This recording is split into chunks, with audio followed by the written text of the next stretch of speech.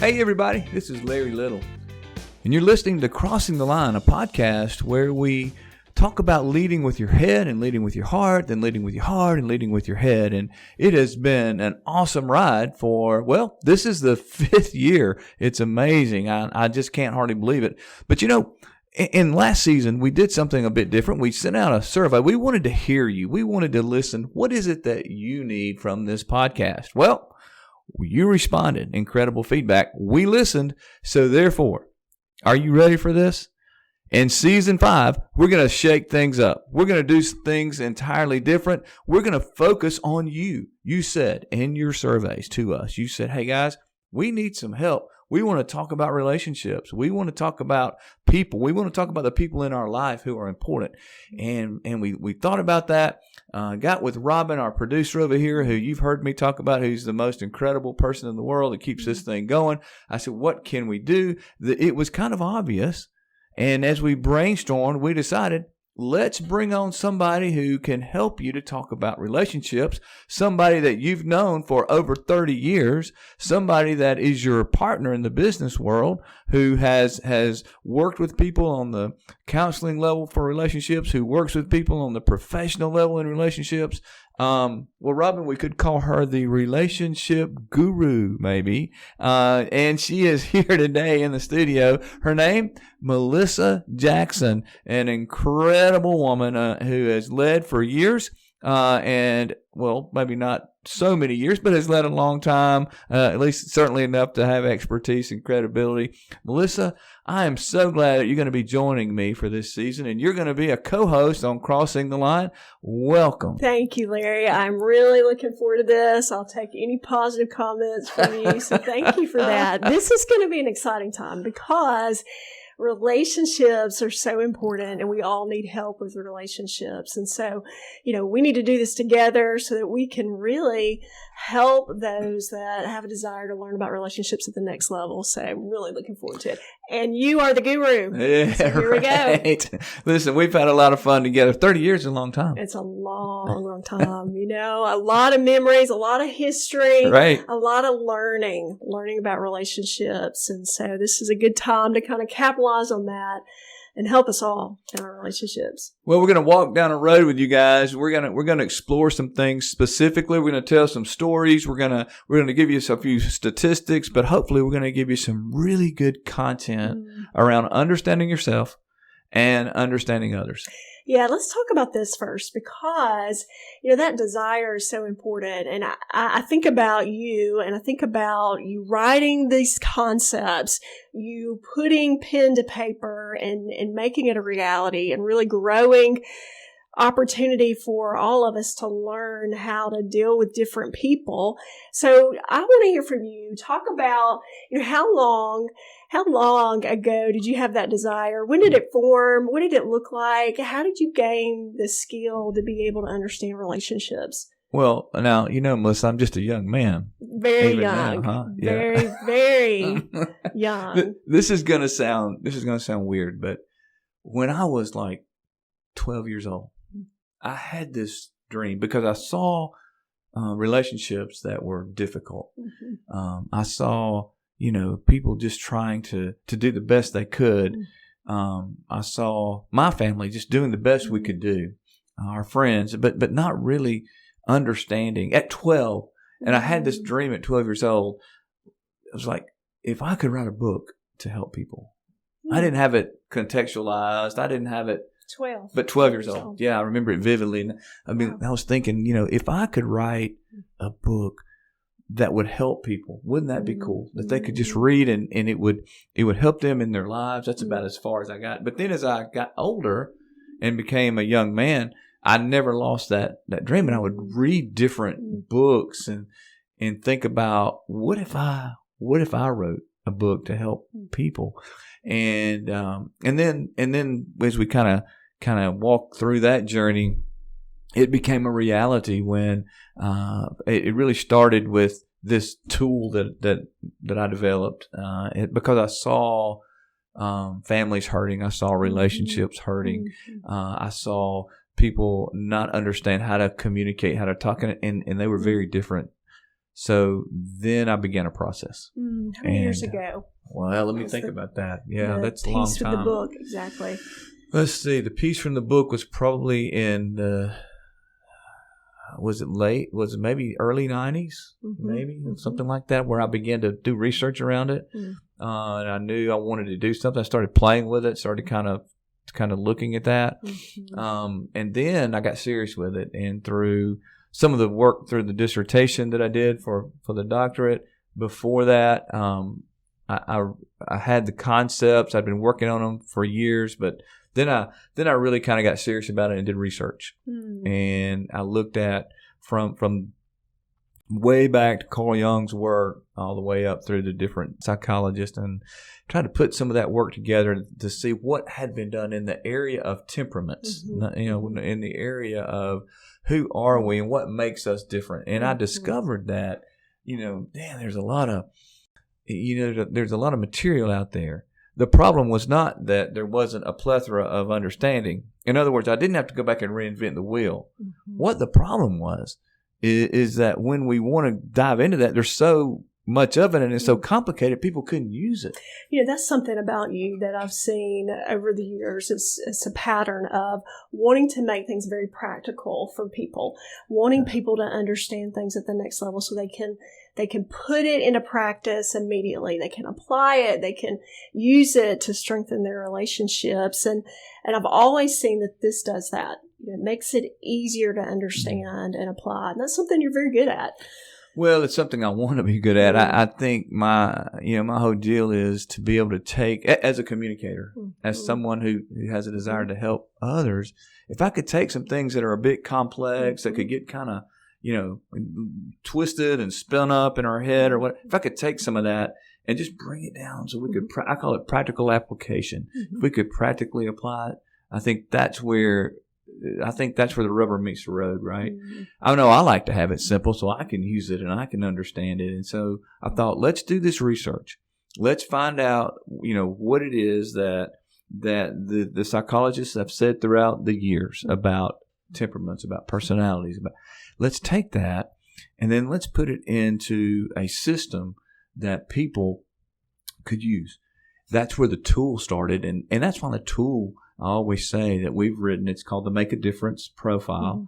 And we're going to be talking about that because it deals with monkeys and camels and turtles and lions and those kind of things. And the reason I did that was to put it into a word picture to make it simple so that we could get it. We're going to be talking about that, but that's not new. I didn't invent that. That was, that was founded and researched a long time ago by these brilliant men and women. I took their work and I created a tool that was practically applicable. And I think, that we've been able to use. We'll talk about that a bit later. But back to your question, my journey began when I saw, the real need for people to understand differences in others and understand themselves. So you had a desire there, and that desire really grew into a concept. And then you took the concept and you researched it and you gave it to people, right? You studied people. You studied how they understood it and what they did with it and how it helped them over the years, and then turned it into the profile in the book. Yeah, that's exactly right. We wrote that profile, then we tweaked on it and we changed it and we redeveloped it and kind of looked at, what a grade level did we want to write it at, and thought, okay, if we can write this so everybody can understand, the language, the wording of it. So it was a few years of changing this, changing that kind of, but then we launched it, and now we're here at, I don't know what, 30 years later maybe, and it's been kind of amazing to see how many people have used that thing. How many you think? Well, we did a little research on that recently, and our research and tech guru Robin helped us to find a number to that. And just over the past 25 years, we think that over 1 million people have taken that profile. Wow. Yes. It's it's kind of overwhelming to think about, actually. Mm-hmm. So the impact of helping 1 million people plus their relationships is quite a legacy, which ties into kind of what motivates you and drives you. What are your core values? So my core values are growth and wisdom. And if you kind of put that into context, I really want to facilitate personal growth and shared wisdom, personal growth, growing, and shared wisdom in order to help others to make a difference in their life. And I've been so fortunate, so blessed, if you will, to be able to walk with others, to learn from them, to facilitate personal growth, to grow myself, to continue to grow to this day, but to see others grow in order to make a difference. And I've seen that. I've seen their lives really change because they use the concepts of our Make a Difference tool, our Make a Difference book. Melissa, I never will forget I was speaking and about this in a seminar format, and this little couple came up and they said, we've been married 65 years, and if we had only known this early, we never knew this. But from this day forward, it's going to help us. And they were so sweet. And I thought, wow, 65 years in marriage, and they're willing to grow and learn and grasp onto these concepts, which is the secret, by the way. The secret to the test is not some type of scientific analytical validity, although it is valid, but it's valid because it's only as true as the person is taking it, as they are honest. And it's been a fun ride. It's been amazing to see. It's free, by the way. It's a free test. We'll talk about how to take it and where to go later, but to see that many people take that little test is pretty cool, huh? It really is. So tell us, how have you used it over the years at work, at home? How have you made it, just a part of your life and used it to make your relationships better? Well, yeah, that's a great question, because it's one thing to go write something and to go do something. It's another thing to use it and say, the greatest validation is, can you practically apply it? Can you practically use it? And, it's really interesting. If you go back in my family, my wife, who is a camel, and for those of you that don't know what that is, that's why you're going to hang out with us. We're going to show you what a detailed oriented camel lion looks like, a very below the line in our vernacular, task driven person who married at that time when we married almost 40 years ago, married a little monkey turtle. Who was just easygoing and loved everybody and thought for sure everybody loved him. And what a awakening we had to learn how to speak totally different language. I was above the line, she was below the line. We had to figure out, how am I going to speak a language that doesn't resonate with me, that doesn't, I don't understand it. So I had to.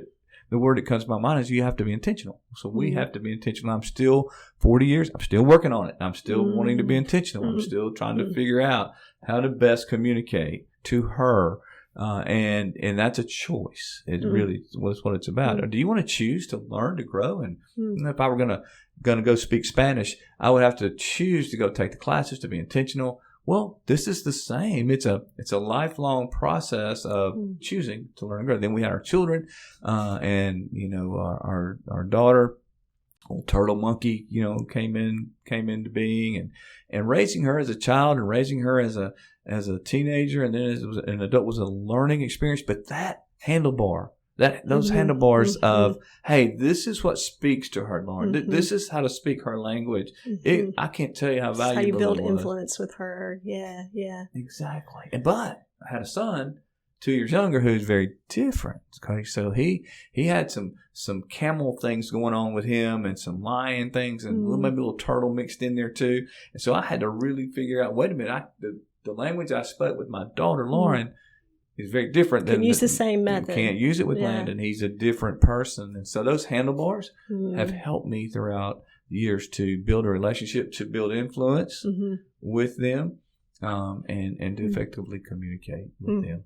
But that's kind of my journey. That's kind of how we got here. And here you are. here you are with me. I mean, we're here. We've been together for a long time. But tell us a little bit about how did you get involved in this thing? How did you get involved in what we're doing? You know, I wasn't 12, but you know, I looked around and saw kind of similar. I saw relationships.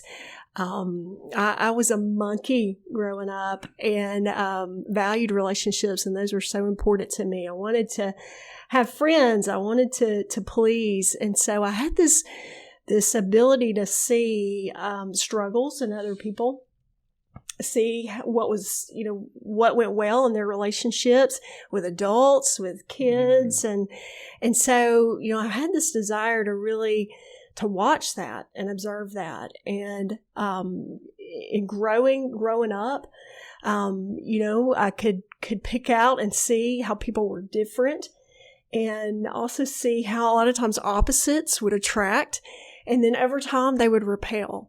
And, you know, what that started to look like and play out in families. And into my 20s, I really started figuring out, you know what, I want to do something with that I want to be able to have meaningful relationships. I want to learn from people that have those, that appear to, they have some kind of insight on that. I want to figure out how to create a legacy of relationships. My core values are legacy and growth. I love to grow. I love to see other people grow. I love to see them, you know, work on something, and whether it's something tangible, tactical, or if it's something internal, and they work on that and they transform it into something, and it becomes better for them. And so that really drove me to want to put some things together, seeing divorce, seeing struggles with parents having with children, in my own family, experiencing that and seeing that in my own family growing up. I knew there could be something different. I saw it in other people. And so, you know, it created kind of a controversy internal to figure out, how do we help people? You know, how do we help them? Is this so difficult that you can't reach it? Or is it as simple as learning and being open and being hungry and curious about other people and getting yourself in that vein so that you can really learn from them, but also help them learn about others? And so it pushed me. And we connected early on in my 20s, and, you know, you had some, you know, path forward with what you were doing, and it clicked. And with others, it clicked on our team, and then things started taking off, and we grew this company and this organization of people with like-mindedness that had those same kind of desires to go help people and help them in their life. So it's been a fun ride. It's been a really fun ride. It has been fun ride. And you know, I go back, think about what you just said, the legacy of relationships. And when we began this journey, your drive, you had that passion, you had that desire that to create a legacy of relationships and teach others how to do that. And I think the ideas that we had, the constructs that we had, we worked hard. We tried to figure out how to grow this thing, how to make this thing happen. And now, you know, 25 years later, here we are doing this. But let me ask you this. You said, you know, I experienced some of this. I wanted relationships that were different. I knew things could be different. So you went to work and you've worked at it. You've truly invested in. But is this really for everybody? Who is this for? Who is this make a difference thing we're going to be talking about? Who needs it? That's a great question, because I don't think you always know the how to get someplace, how you have to get to what you want it to look like. If you've got a vision for something, we don't always know how to get there. And so, you know, that's where learning from others really comes into play. But I think the person that this is for is that person that has a desire for something different in their relationships. Something that they feel like, you know, there's something about me that, you know, I need to learn from somebody else. And that person that has an interest in having a better relationship, that person that has an interest in maybe doing away with something that has contributed to a relationship that hadn't worked as well as they wanted to, that desire. There's got to be, in my opinion, there has to be a desire there that is going to make them curious for something they don't have. It's going to make them curious for something that maybe they do have and it works with some people in that dynamic. But it's a desire. It's an interest. Bottom line, it's an interest. It's an interest, and I think we have to understand that relationships are fluid. So things change us from time to time. In one season of life even, or one environment, you may experience this. You go back to my situation. My wife married this monkey turtle, and I'm not that personality type. Those aren't the primary personality types that I represent these days.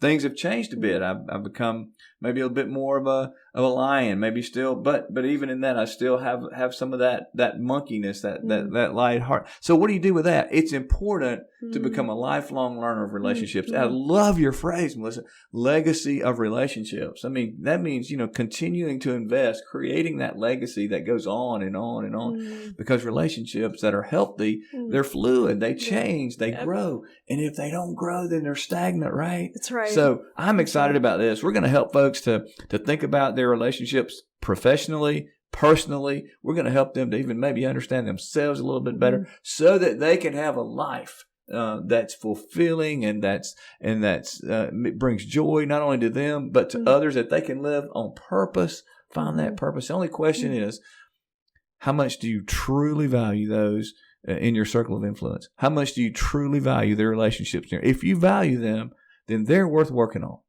And we're gonna give that to that content, but we're gonna talk about it in everyday format. We're gonna talk about it in just practical application.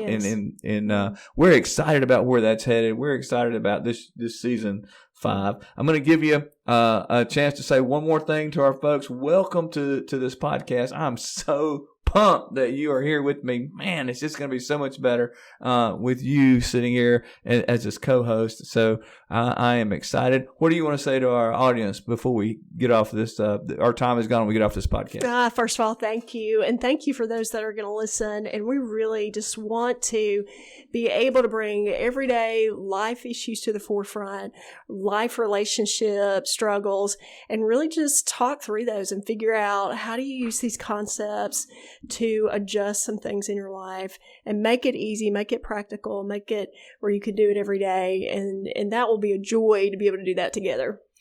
All right, Melissa, we're doing things different. We're shaking things up, right? So shake it up. We're going to shake it up. So we're going to end every this is my favorite part. I'm so pumped about this.